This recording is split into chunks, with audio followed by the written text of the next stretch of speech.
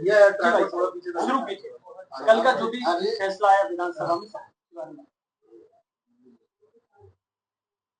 दतिया के विधायक श्री राजेंद्र भारती जी के मामले में न्यायालय ने फैसला दिया और उसमें उनको दोषी सिद्ध पाया और 3 साल की सजा कोर्ट ने सुनाई। स्वाभाविक रूप से लोक प्रतिनिधित्व अधिनियम 151 की धारा 8(3) में ये प्रावधान है कि 2 वर्ष या उससे अधिक की सजा किसी जनप्रतिनिधि को होती है तो वो अपने आप में अयोग्य हो जाता है। इसलिए न्यायालय का निर्णय आया तो हमको सूचना मिली और साथ ही साथ एक नागरिक ने भी कोर्ट के निर्णय का हवाला देते हुए उसका पालन किया जाए, ये भी विधानसभा में आग्रह किया। उसके बाद हम सब लोगों ने अपने वकीलों से मशवरा किया और एडवोकेट जनरल से भी राय ली और उस राय के मुताबिक जो कानून में प्रावधान था उसके हिसाब से निर्णय किया गया। कोर्ट के निर्णय के परिप्रेक्ष्य में श्री राजेंद्र भारती जी की जो सदस्यता थी वो अयोग्य घोषित हो गई है।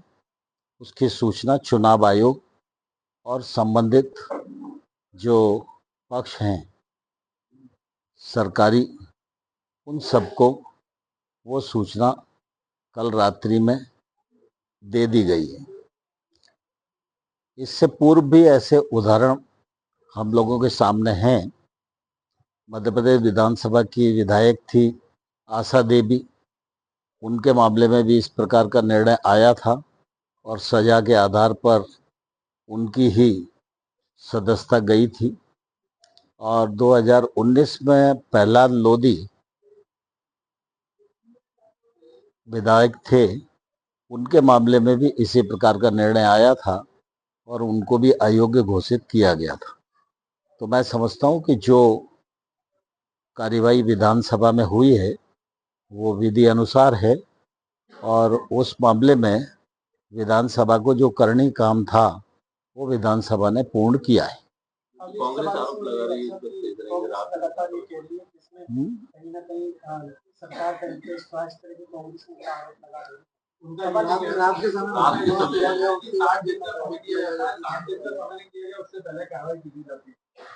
देखिए, सामान्य तौर पर मैं किसी आरोप प्रत्यारोप का जवाब नहीं देना चाहता। विधानसभा और विधानसभा अध्यक्ष ये सामान्य तौर पर अलग प्रकार के पद हैं। इनमें दलगत भावना से ऊपर उठकर ही सारा काम किया जाता है।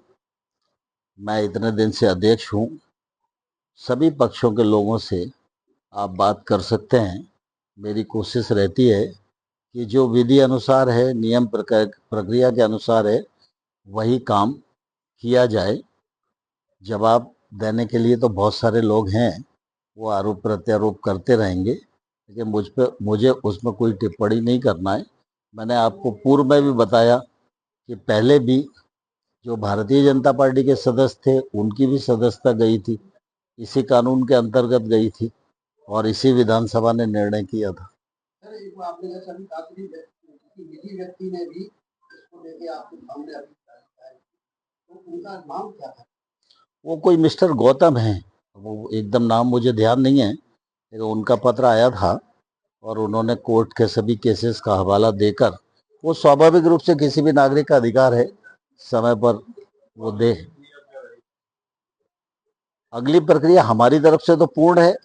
अब माननीय न्यायालय इसके आगे कोई आदेश देता है तो न्यायालय का जो आदेश होगा वो सर्वोपरि है। एक सवाल है, किसी भी चीज विधानसभा गए, वो विधायक भी नहीं है, नहीं, स्वाभाविक रूप से कल हमारे प्रमुख सचिव बाहर थे और इसलिए वो रात में करीब 9 बजे के आसपास आए, तो इसलिए वो अपनी कार्रवाई करने के लिए, और फिर हमारे यज्ञदत्त शर्मा जी हैं, 5 तारीख को उनकी पुण्यतिथि है और बाकी कुछ कार्यक्रम थे, उस मामले में बैठक लेने के लिए बैठे थे, वो आए होंगे। तो स्वाभाविक रूप से विधानसभा तो सबकी है। अब इसमें एक सवाल से जानना चाह रहा हूँ कि जिस तरह से कांग्रेस की तरफ से बात चल रही थी वो हाईकोर्ट जाएगी और जो सदस्यता प्रजा सुनाई उसकी स्टे की अपील कर रही है। अगर अपील हियरिंग में आती है तो विधानसभा के आदेश पे और जो अभी रात में निर्देश जारी हुआ सदस्यता खत्म करने का, उस पर कोई प्रभाव पड़ेगा? देखिए, मैंने पहले ही कहा कि जो कुछ निर्णय हुआ है वो माननीय न्यायालय के निर्देशक के अनुसार हुआ है और माननीय न्यायालय का आदेश सभी संस्थाओं के लिए सर्वोपरि होता है। आगे कोई आदेश आएगा तो उस पर कानूनी मशवरा करके आगे बढ़ेंगे।